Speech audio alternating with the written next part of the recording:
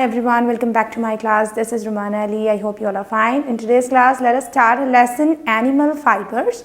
So we wear different types of clothes and that different types of clothes are made up of different fabrics. We can get these fabrics by the different fibers and the fibers can be obtained from plants as well as from animals. So the fibers that can be obtained from plants and animals, they are called as natural fibers. Okay, so these natural fibers are used to make fabrics, and with the fabrics the different types of clothes can be made.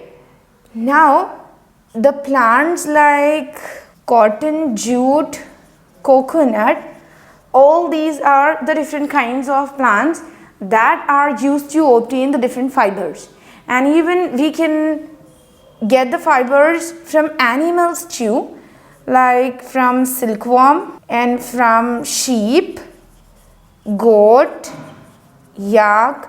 All these animals can be used to get the fibers. So as we are getting the different kinds of fibers to make the fabrics from the plants and animals, these kind of fabrics or these kind of fibers are called as natural fibers. Here in this lesson, we are going to discuss about the animal fibers in detail. How can we obtain the silk from silk moth and how can we obtain the wool from the sheep? These two procedures we are going to discuss in this chapter, animal fibers.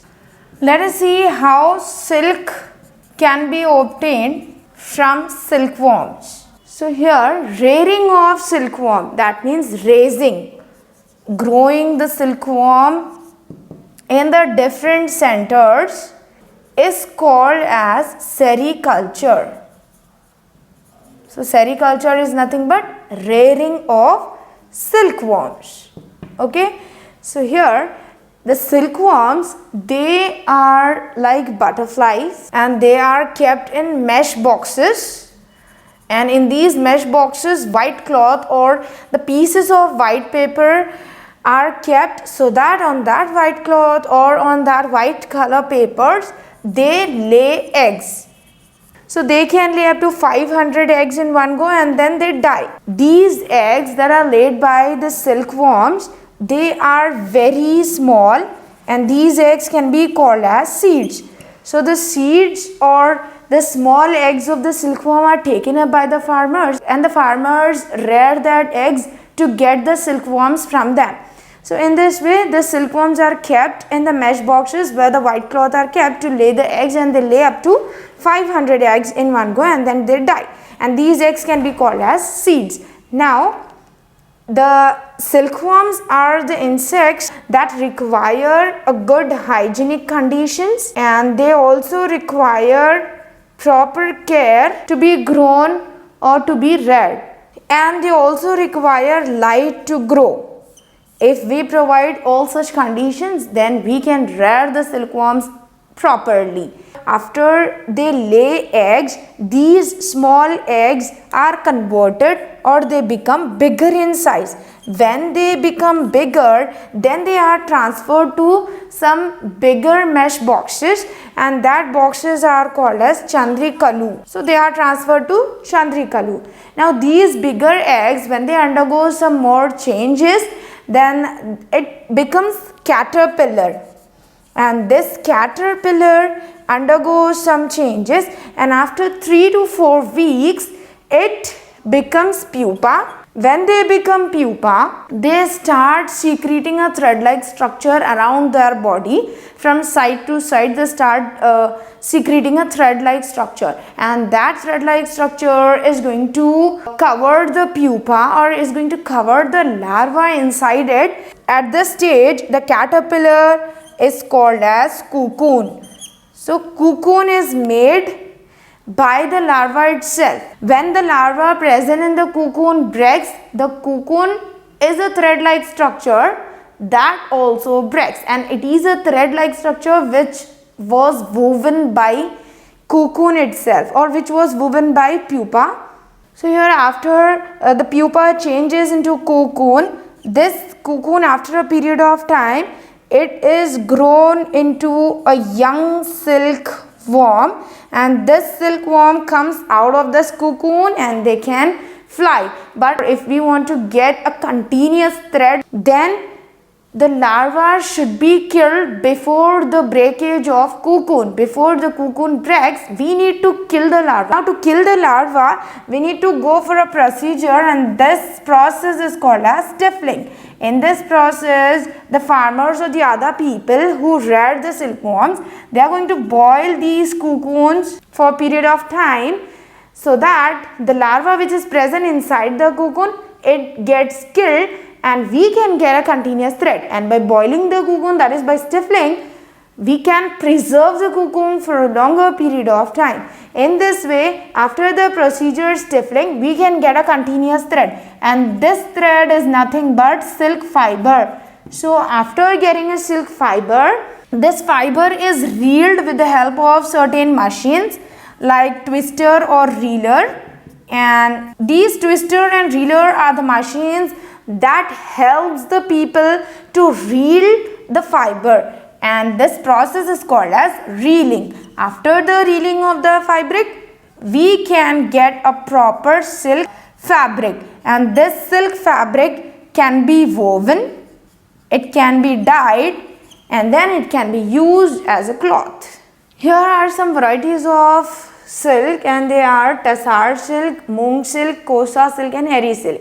Tassar silk is a variety of silk that can be obtained from the silkworms who feed on oak plantation. So depending upon the food habit of the silkworm, we can get the different variety of the silk. Some silkworms may also feed on mulberry leaves, and some may feed on oak plantation. The ones who feed on oak plantation, from them we can get a variety called tassar silk.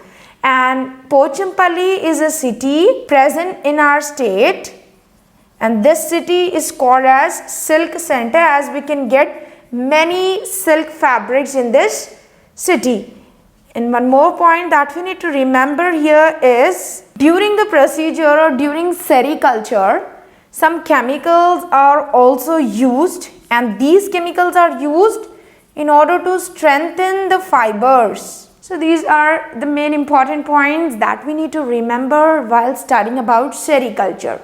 Let us see the life cycle of silkworm first. Just before, we already discussed how sericulture can be done and what are the different steps or different stages that we can see in the life cycle. Let us recall it. So in the life cycle of the silkworm, first is eggs which are laid by the silkworm. These eggs, when they are kept in a small mesh boxes, they feed on mulberry leaves and they undergo some changes. Then they become caterpillar. After they reaches the stage of caterpillar, they stop eating or they stop feeding. Then after 30 to 35 days, these caterpillars are going to grow, and that caterpillar is called as pupa. This pupa changes into larva, and at this stage, the larva, it secretes some fiber-like material. These fibers are woven together and it forms a covering over the body of this larva, and that covering can be termed as cocoon. That covering is called as cocoon. After this stage, when they undergo growth for a certain period of time, then this larva can changes into a young silkworm, and this young silkworm undergoes maturation, then again it lays eggs. In this way, the life cycle of a silkworm takes place, and we can get the eggs, and these eggs are also called as seeds that can be used by the farmers to rear the silkworm. They take or they buy the eggs from the market and they rear that egg so that they get the silkworm, and they can obtain the silk from that silkworm. So in the life cycle of a silkworm, eggs are going to changes into a caterpillar, then that caterpillar changes into a pupa. Pupa will become larva. This larva shows a covering over its body, and that covering is called as cocoon, and this larva can becomes a young silkworm that can come out of this cocoon and they can fly. Now to get the silk from the cocoon, we need to kill this larva before the cocoon breaks, and we have already discussed about that process. That process is nothing but stippling. Let us see the different stages that needs to be followed in order to get the silk from silkworms. After we get the eggs, we need to rear them to get the silkworm from them. So silkworm rearing. After which we can get cocoon, and these cocoon undergo certain processes like stiffling and all, and we can keep these cocoon for a longer period of time after it gets boiled. So these cocoon can be reeled by using certain machineries. So the process is called as reeling. After the process of reeling, we can weave the fabric. After weaving, dyeing can be done. That means we can give any desired color to the fabric. After dyeing, we can get a raw silk. This can be transferred to the market. So these are the different stages in the procedure where we can get the silk from silkworms. Let us talk about the other natural fiber, that is wool. Like silk, wool is also another natural fiber that we can get from the animals like sheep, goat, camel, yak, etc. So these are some of the animals from where we can get the wool, which is a natural fiber. We usually wear woolen clothes during winter season to protect our body from cold. So how the woolen clothes are helping to maintain the heat or to prevent the flow of heat from our body. Air trapped in between the woolen fibers and our body prevents the flow of our heat, and hence it keeps our body warm and it helps to protect ourselves from cold.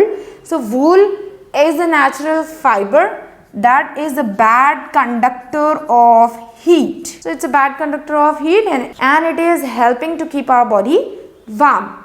So here let us see how we can get the wool from sheep.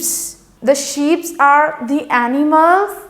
They have hairs on their body, and from their hairs only we can get the natural fiber called wool, and the hairs of these animals are also called as fleece or fur. The wool can be obtained from the hairs or fleece or fur of these animals.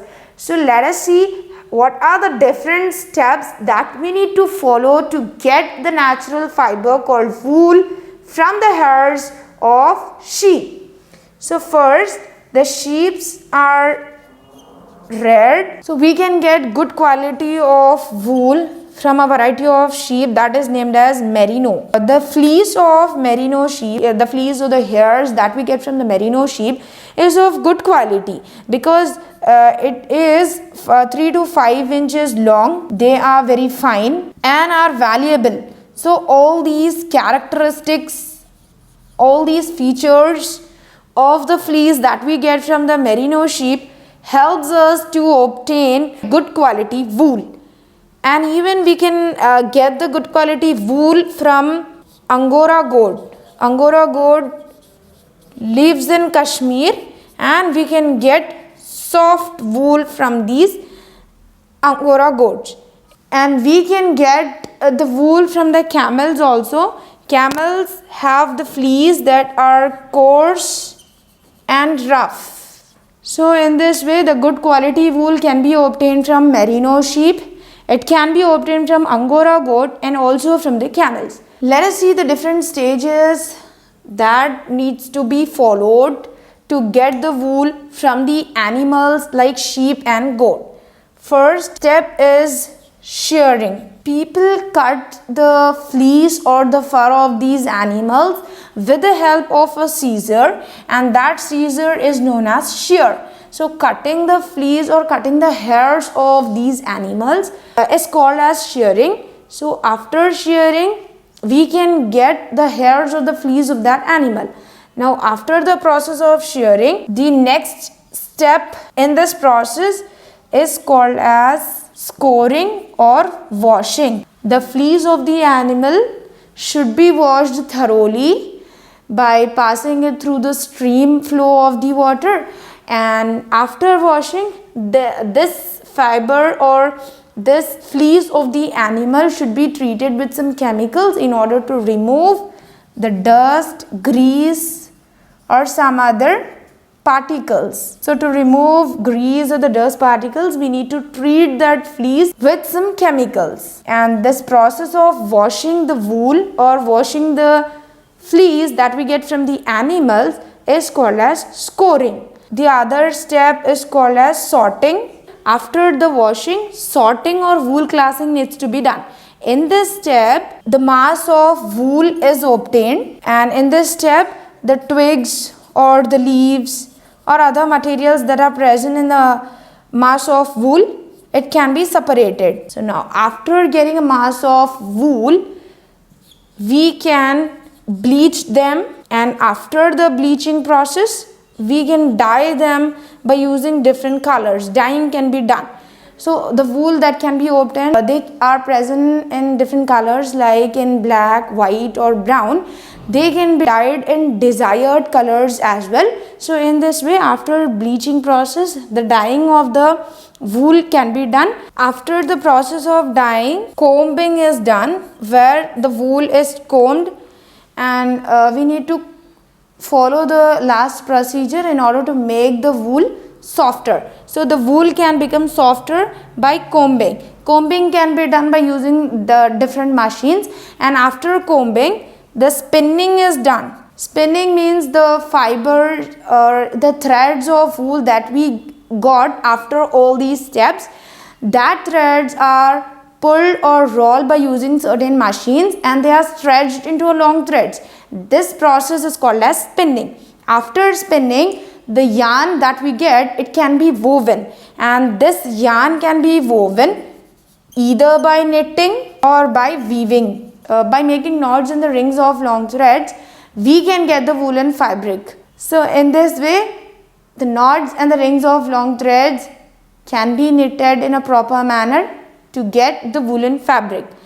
In the weaving process, the woolen threads that we got, they are stretched from top to bottom and results in the formation of warp threads. A big needle can be used to weft the threads over and under these warp threads, and as a result, we can get the woolen fabrics. So the yarn can be knitted or it can be weaved to get the fabric. The different fabrics like silk, cotton, wool, all these kind of fabrics can be knitted or it can be weaved in this same manner. So this is how the different steps needs to be followed to get the wool from the different animals like from sheep, goat and camel. Let us recall the steps. So here first, cutting the hairs of the animal is called as shearing. After cutting, washing that material is called as scoring or washing, and after washing, treating it with some chemicals to remove the dust and grease, and after the removal of the dust and grease, this wool or the mass of wool that we get from the animals, this contains some materials like twigs or leaves, and this material needs to be separated. So the separation of the material like twigs or leaves from the mass of wool is called as sorting or wool classing. After this step, the mass of wool that can be obtained needs to be cleansed, and the cleaning of that mass of wool is called as bleaching. After bleaching, we can give the desired color to the mass of wool, and that process is called as dyeing. And after the dyeing process, the wool we get, it should be combed, and the combing is done to make it more softer. After combing, we can go for spinning, and after the spinning process, we get a yarn, and that yarn can be knitted or weaved into the woolen fabrics. In this way, we can get the woolen fabrics, and woolen clothes are the clothes that helps us to protect ourselves from cold, and these woolen fabrics also helps to put out the fire. So whenever a person catches the fire, we can take the woolen fabric and roll over his body to put off the fire. So how it is helping in putting out the fire? So the woolen fabrics, they cuts off the supply of oxygen, and as a result these woolen fabrics can be used to put off the fire. So this is about the woolen fabric or the wool that can be obtained from the different animals. And silk is also a natural fiber and it contains protein. Cotton is also a fiber which contains carbohydrate, and the name of this carbohydrate is cellulose. So the cotton contains cellulose.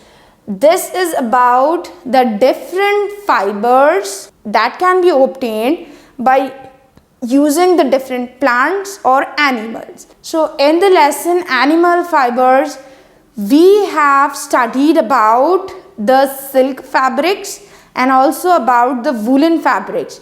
So the silk is a fiber that can be obtained from the silkworm. Rearing of the silkworm is called as sericulture. And wool is also a natural fiber that can be obtained from the different animals like sheep, goat and camel. And this woolen fabric can be obtained by following certain steps or by following certain stages like shearing, scoring, sorting, bleaching, dyeing, combing, spinning, knitting and weaving. In this way, all these are the stages that helps in obtaining the woolen fabric from the wool that we get from the animals. So this is about the natural fibers that we get from the different animals. So that's all for today. Meet you next class. Thank you.